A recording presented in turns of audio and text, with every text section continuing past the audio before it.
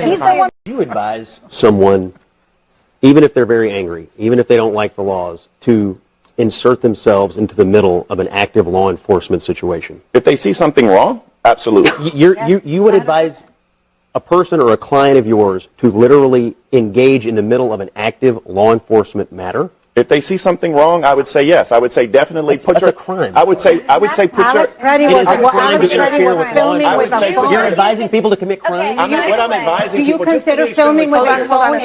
Holding a camera does not absolve you from the law. Just to be extremely clear, because I know how these things get clipped and shipped around on Twitter. What I'm actually telling you, Scott, is if my client came to me and said, Bakari, I was outside and I saw something going down and I saw somebody being abused and I went and tried to put myself in between them, or I raised the camera, do not hit officers.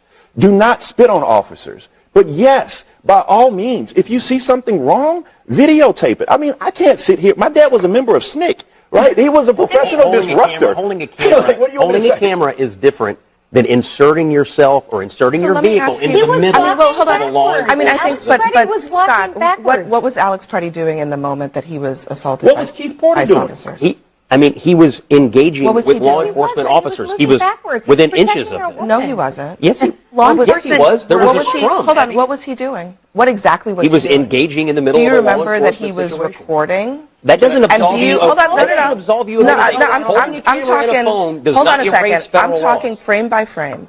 He stepped to help the woman who was on the ground. He stood up. They pepper sprayed him. He put his hands up because he had just been pepper sprayed, and then they tackled him. Can I ask a better So what did he do? No.